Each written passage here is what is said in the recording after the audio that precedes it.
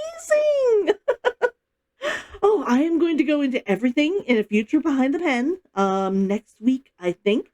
But for now, I'm just going to say, oh, I love going every year. Oh, it is super tiring though.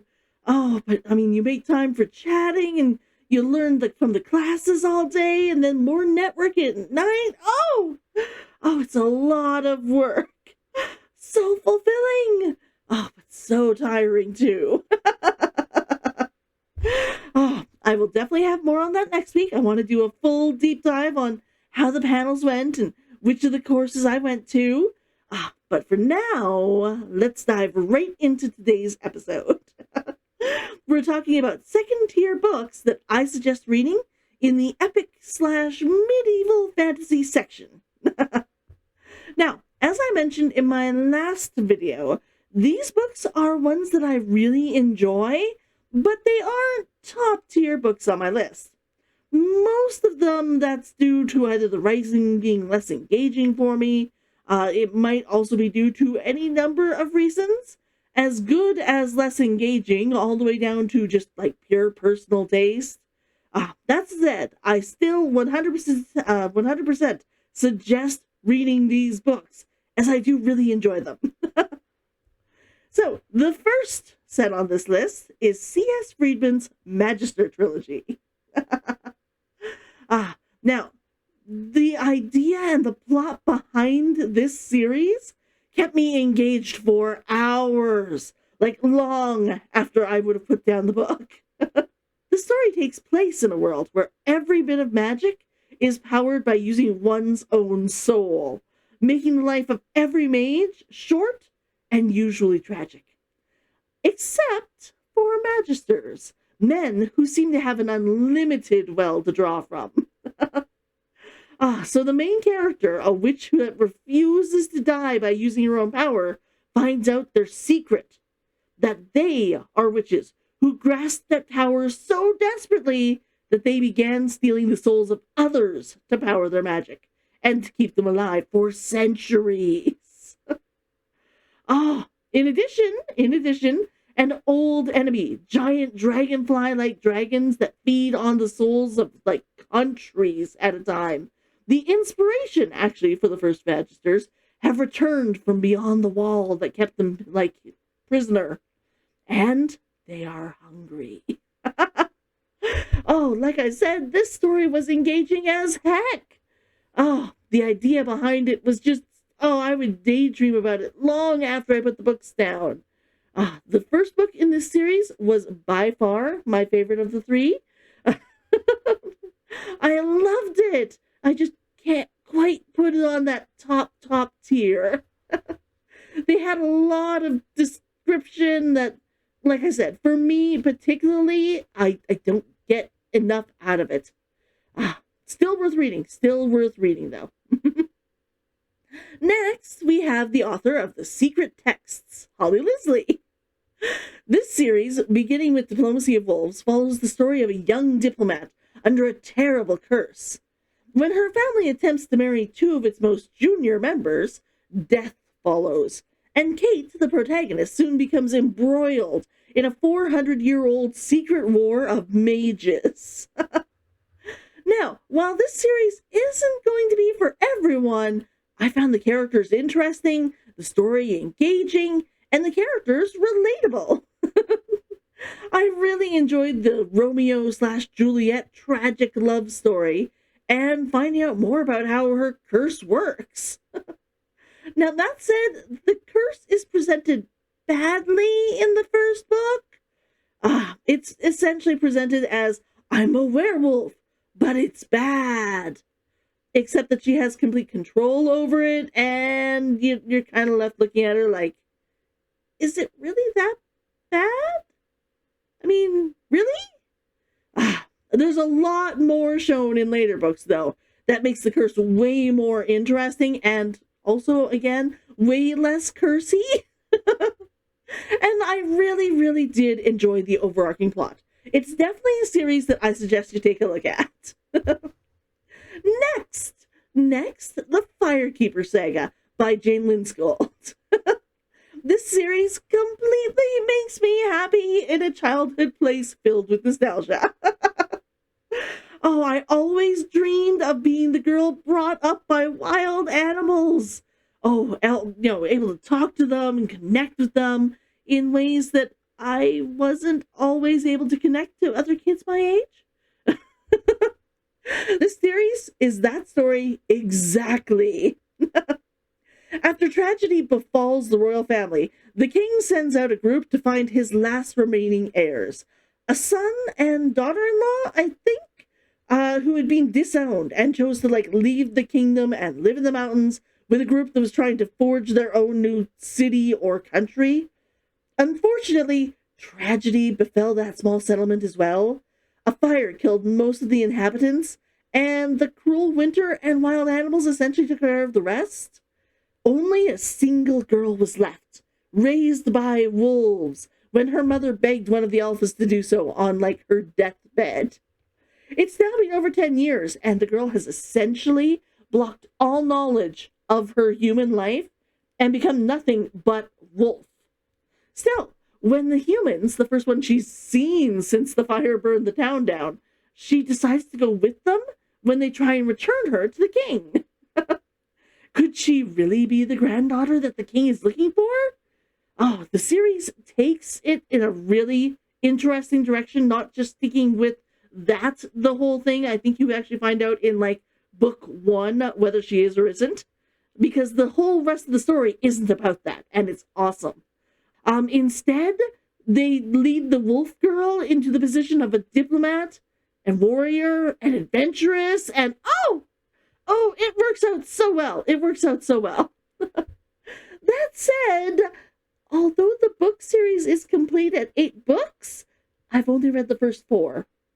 It's on my to-read list again, though, and I would kind of like to read the whole series. Oh, so if anyone would be interested in picking it up and reading with me, let me know in the comments below, okay? I'll be creating a Discord soon, and we could totally, do a full read-through of the series and discuss it, over the course of, 8 months to a year, so, 4 to 6 weeks per book. Let me know if you're interested. I would love to do that with you guys, okay? Let me know. Now, for the last series on this list, I have one of the silliest fantasy series I have ever enjoyed to bring to you. Oh, have you ever heard of the Marvel superhero, the unbeatable Squirrel Girl?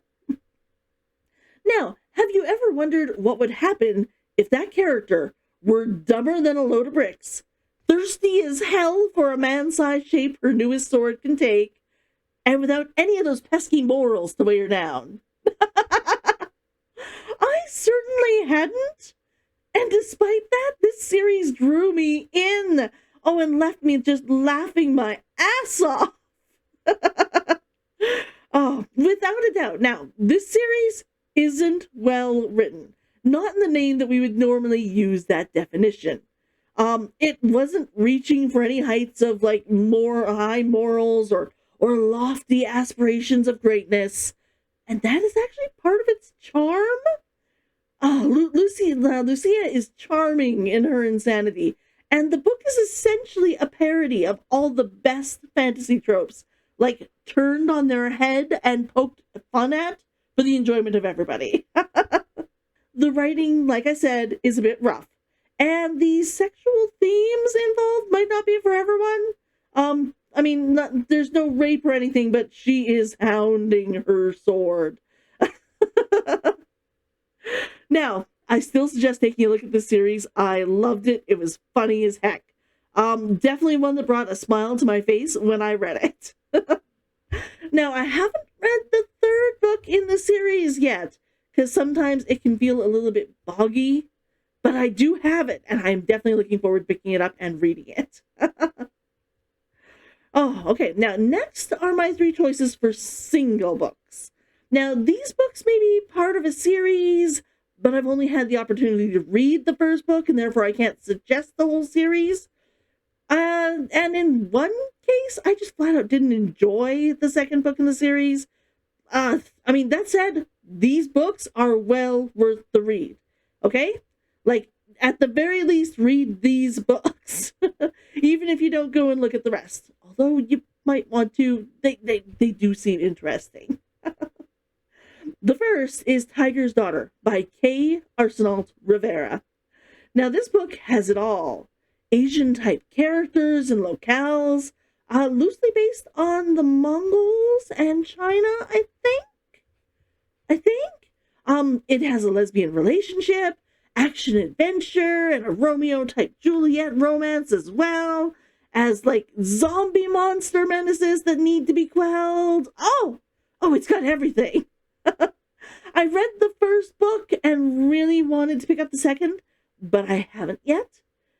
Mainly because the first time I read it, it was on Audible, and I found that, I'll get to that afterwards. This is on my to-read list, because I would like to read the next book in the series. But here's where my hesitancy comes in. The first book is told almost entirely in flashbacks and letters between the two main characters, which, I mean, is a storytelling conceit that I've just always personally disliked.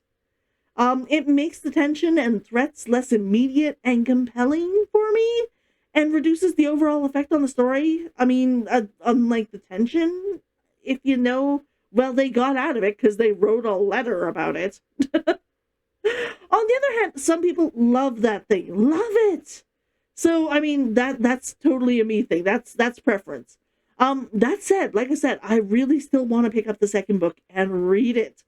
But like I said, the first one I also picked up was on Audible, and I thought I'd really enjoy reading it more with a paper copy, and I was only able to pick up, like, the first book in the bookstore.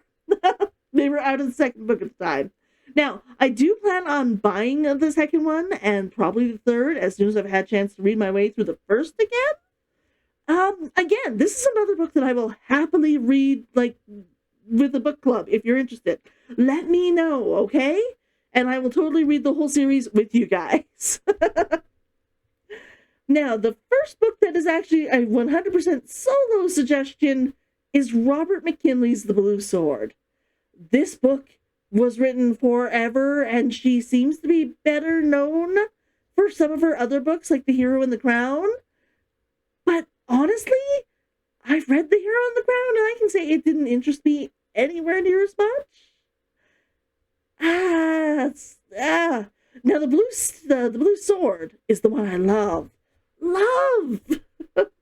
It has a female heroine who dreams of more than her parents have planned for her. Then one night she is kidnapped by the prince of a nearby nomadic tribe. With difficulty, he teaches her their language and begs her help in the upcoming battles against, like, their enemies. It was one of the first books I read that was all about a female hero, and I fell in love with it. I read this, like, when I was 13 or 14. Now, I had been borrowing the book from, like, my local library over and over and over again when I was in school, and considered stealing it permanently. But I did not, because I'm a good person and I do not steal library books. But I bought myself a permanent copy very soon after, and I reread this every 3 to 4 years. I mean, it is a little outdated now. I mean, there are definitely tropes in there that, like, it created the tropes. That's one of the reasons it's such a good reason to read it. At, like, 14 or 16, however old I was, this book captivated me, and it still has me captivated now. If you read nothing else of hers, pick up this one. I love this one. Pick it up. Now, the last book on my list is a translation, because it's me, and of course it is. Dragon Sword and Wind Child is known as the first fantasy book of Japan, a country that had actually kind of despaired of ever liking the fantasy genre, at least until Noriko Ogiwara wrote her own fantasy book, one based on the myths that she had grown up with in Japan, rather than being a translation or a retelling of our hero's journey. That said, the translation is a bit wooden to my ears, but that's more a problem with reading books like from a translation, I found, than any issue with the book itself. And the story is amazing. Oh, it tells the tale of a reincarnated little like goddess of the water and the dark. Oh, she's brought up to hate though what she represents and what she is. And Saya is forced to confront that terror head on when she discovers that she is the only one in existence who can wake the legendary dragon sword, the sword destined to end the war. Now, this is the first book in a trilogy, but I haven't had the chance to pick up the other two, let alone read them yet. Particularly since, from what I can tell, they haven't released a translation of the third book, like, at all. For that reason, I really can't suggest the entire story, because I don't know if you can actually ever finish reading the entire story. But the first book is amazing, and I really do want to read the second one day. I'd love to read the third. I just have to wait until I actually have a better grasp of the language first. But if you can read both languages, or you just read like Japanese, yes, 100%, do so. Do so. But I mean, at least read the first one. Dragon Sword and Wind Child. It's wonderful. Okay, and that is going to be it for this list. Oh, if I think of any other books that would like fit in well with these ones, I will let you know. Also, please let me know what genre you'd like me to do next.